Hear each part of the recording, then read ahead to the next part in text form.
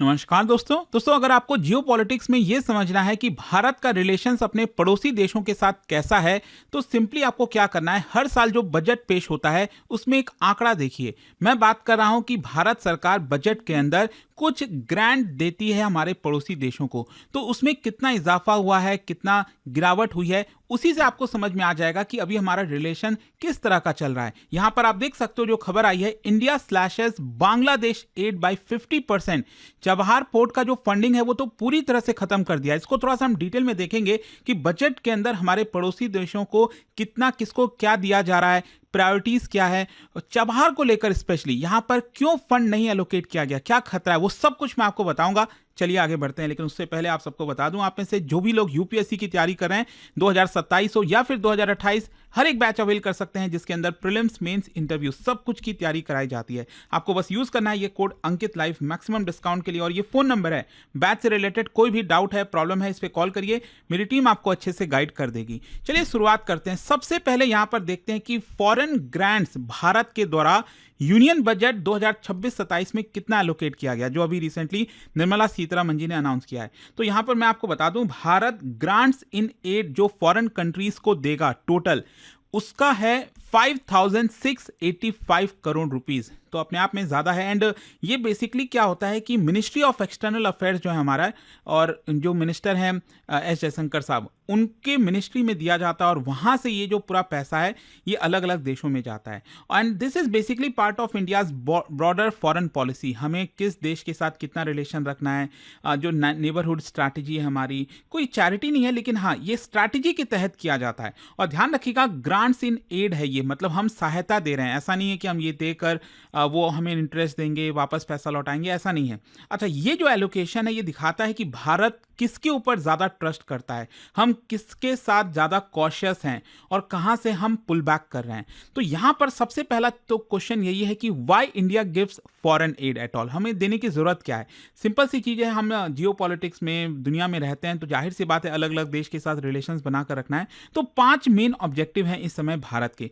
सबसे पहला neighbourhood policy, फिर मतलब फर्स्ट पॉलिसी जो हम बात करते हैं ना, कि हम अपने पड़ोसी देशों को साथ लेकर जाना चाहते हैं। भले ही कोई पड़ोसी क्या कर रहा है, नहीं कर रहा है, अब हम क्या कर सकते हैं, वो तो हमारा पड़ोसी है, हम कुछ कर नहीं सकते हैं, लेकिन कोशिश हमारी यही होती है कि सबको साथ लेकर चलो। अब पाकिस्तान जैसा देश आ जाएगा तो क्या ही कर सकते हैं। खैर, दूसरा है काउंटरिंग चाइनाज इन्फ्लुएंस। स्पेशली इसके ऊपर फोकस किया जाता है कि किस तरह से चाइना हमारे इंडियन ओशन में, आसपास के रीजन में इन्फ्लुएंस बढ़ा रहा है, तो हमें उसको काउंटर करने की जरूरत है। फिर इसके अलावा रीजनल स्टेबिलिटी को इंश्योर करना है, तो हमें पैसा चाहिए होता है। जो ट्रेड और एनर्जी के रूट्स हैं उसको सिक्योर करना है, और जो डिप्लोमेटिक लिवरेज चाहिए उसको बिल्ड करने की कोशिश की जाती है। यूएन के अंदर वोटिंग है, कई चीजें हैं, तो ये फॉरेन एड बहुत मायने रखता है। अनलाइक वेस्टर्न एड अगर आप देखोगे, तो भारत का जो असिस्टेंस है वो प्रोजेक्ट्स में जाते हैं, कि वहां पर हम इंफ्रास्ट्रक्चर बनाएं। ये कंडीशनल नहीं होता, हम ऐसा नहीं है जैसे चाइना की तरह नहीं है कि हम ये पैसा दे रहे हैं तो हम ये एक्सपेक्ट कर रहे हैं। फिर इसके अलावा इंफ्रास्ट्रक्चर हैवी होता है, ये पॉलिटिकली स्ट्रैटेजिक होता है ये। तो अब क्वेश्चन ये आता है कि भारत सबसे ज्यादा पैसा कौन से देश को देता है, और सबसे इंपॉर्टेंट है हमारा नेबरहुड में, वो है भूटान। इनफैक्ट आप देख सकते हो यहां पर 5685 करोड़ रुपीस में से 2288 करोड़, मतलब जितना हम फॉरेन ग्रांट्स देते हैं उसका 40% अकेले भूटान को दिया जाता है। और किस चीज में जाता है, हाइड्रो पावर प्रोजेक्ट्स, जो इलेक्ट्रिसिटी सप्लाई करता है वो भी भारत को मिलता है। फिर इसके अलावा स्ट्रैटेजिक बफर की तरह काम करता है चाइना के प्रति, अगर हम देखें तो भूटान भारत के लिए काफी इंपॉर्टेंट रोल प्ले करता है। और इसीलिए आप देखो, roads, schools, hospitals, power plants, ये सारी चीजें भूटान के अंदर हम डेवलप करते हैं। तो भूटान कोई जस्ट रेसिपिएंट नहीं है, ये हमारा स्ट्रैटेजिक पार्टनर है। और भारत के हिमालयन जो सिक्योरिटी आर्किटेक्चर आप देखोगे तो सबसे इंपॉर्टेंट प्लेयर है भूटान, तो हम इसको लूज नहीं कर सकते, एंड दैट इज वाई सबसे ज्यादा पैसा जाता है। नेक्स्ट है नेपाल, 800 करोड़ रुपए।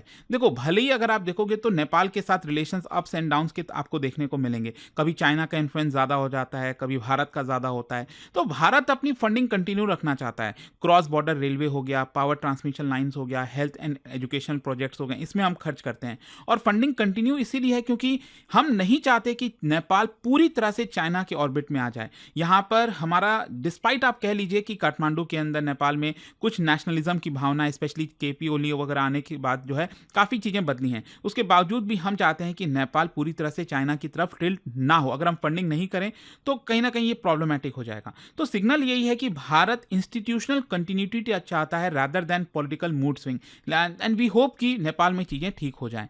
फिर इसके अलावा अगर हम अपने इंडियन ओशन में देखें तो यहाँ पर मालदीव्स और मॉरिशस, तो इनका अगर आप देखोगे तो 550 करोड़ रुपए दोनों देशों को दिया जाता है। मेन लॉजिक क्या है कि इंडियन ओशन भारत का प्राइमरी स्ट्रैटेजिक थिएटर है। यहाँ पर हम एड्स के through ports, coastal surveillance, infrastructure, disaster resilience, ये सारी चीजें देते हैं। और कहीं ना कहीं हमारा जो सागर डॉक्ट्रिन है, security and growth for all in the region, इसके तहत दिया जाता है। और इंपॉर्टेंट है कि चाइना को काउंटर करना, क्योंकि इंडियन ओशन में अगर हम ये चीजें नहीं प्रोवाइड करेंगे तो आप सोचिए चाइना के पास तो बहुत पैसा है, वो तो बस फ्लड कर देगा पैसा और वहां पर जो है अपना पूरा इन्फ्लुएंस आ जाएगा और इसकी वजह से भारत की सिक्योरिटी को खतरा हो सकता है। ये प्रॉब्लम है। नेक्स्ट और लास्ट में यहां पर जो एक इंपॉर्टेंट है दैट इज बांग्लादेश। बांग्लादेश अगर आप देखोगे तो पहले हम काफी पैसा दिया करते थे, धीरे धीरे कम हुआ है। वैसे आप देख सकते हो यहां पर जो एलोकेशन किया गया 120 करोड़ रुपए हम पहले दिया करते थे पिछले साल, लेकिन अचानक से अब ये फंडिंग आपको कम देखने को मिलेगी। 50% का स्लैश हो गया है, डायरेक्ट कट डाउन हो गया है। 60 करोड़ रुपए ही भारत ने एलोकेट किए हैं बांग्लादेश के लिए। बदला क्या है? देखो, इकोनॉमिक्स नहीं बदला है, लेकिन जो पॉलिटिक्स और जियो पॉलिटिक्स है बांग्लादेश के साथ वो काफी बदल गया है। एक तो बांग्लादेश चाइना की तरफ काफी टिल्ट, उससे ज्यादा अगर आप देखोगे तो पाकिस्तान, मतलब पाकिस्तान का जिस तरह से इन्फ्लुएंस हुआ है अभी रिसेंटली बांग्लादेश के अंदर, मतलब आप सोचिए जो 1971 की यादें थी बांग्लादेश कभी भूल नहीं पाता था, लेकिन आज हालत यह है कि वो पाकिस्तान के इशारे पर चल रहा है। आप सोचो ना, मतलब आप वर्ल्ड कप का मैच ही ले लो, T20 वर्ल्ड कप, बांग्लादेश नहीं खेलने का निर्णय, क्या आपको लगता है पाकिस्तान ने इन्फ्लुएंस नहीं किया होगा? क्या पीछे से पाकिस्तान ने नहीं बोला होगा कि मत खेलो? और यही नतीजा है कि अब पाकिस्तान के ऊपर प्रेशर आ गया। बांग्लादेश ये देख रहा है कि भाई हम तो नहीं खेल रहे हैं वर्ल्ड कप, तो प्रेशर में पाकिस्तान ने ये कह दिया है कि हम भारत के साथ मैच नहीं खेलेंगे। अब देखना होगा, क्योंकि ICC ने धमकी दे दी है पाकिस्तान को कि देखो नहीं खेलोगे तो इसका बहुत बुरा इल्जाम होगा। एंड लेट्स सी, पाकिस्तान को अपना शायद फैसला पलटना पड़ सकता है, जो कि बहुत एम्बैरेसिंग होगा पाकिस्तान के लिए। देखते हैं उसमें क्या होता है। बट यहां पर मैं आपसे यह कहना चाह रहा हूं कि बांग्लादेश के ऊपर जो पूरा इन्फ्लुएंस था वो काफी कम हो गया है। इस समय यूनुस की जो सरकार है, एक्सट्रीमिज्म को ज्यादा वो सपोर्ट कर रहे हैं। ढाका के अंदर इंटरनल स्टेबिलिटी है, पॉलिटिकल ट्रस्ट काफी ज्यादा कम हो गया है। एंड दैट इज वाई यहां पर ऑब्वियस सी बात है, इस माहौल में आप प्रोजेक्ट्स वगैरह इंप्लीमेंट नहीं कर सकते। तो यहां पर फिर भी हमने 60 करोड़ रुपए दिए हैं ताकि ट्रेड कंटिन्यू रहे, कनेक्टिविटी कंटिन्यू रहे, जो फाइनेंशियल सिग्नलिंग है वो डेफिनेटली चेंज हुआ है। तो मतलब ये हुआ कि एड कट जो किया गया है वो एक डिप्लोमेटिक मैसेज है, कोई पनिशमेंट नहीं है। हम अब भी चाहते हैं कि बांग्लादेश के साथ चीज़ें बेहतर हो, और शेख हसीना थी, चीज़ें ठीक हो रही थी, लेकिन अल्टीमेटली आप समझ सकते हैं कि वहाँ पर जो हुआ है that is not good for India. खैर, यहाँ पर अब लास्ट में आते हैं हम चबहार पोर्ट को लेकर। देखो, यूनियन बजट के अंदर इस बार एक इंपॉर्टेंट चीज़ ये थी कि इस बार हमने चबहार पोर्ट पर कोई भी फंडिंग एलोकेट नहीं किया। मैं आपको बता दूं, हर साल करीब करीब आप कह सकते हैं 100 करोड़ रुपए तो दिए ही जाते थे चबहार पोर्ट के लिए। मैं बेसिकली ईरान में, ये जो आप देख सकते हो ग्वादर ये रहा, जो कि पाकिस्तान का पोर्ट है, और यहाँ पर चबहार पोर्ट हो गया।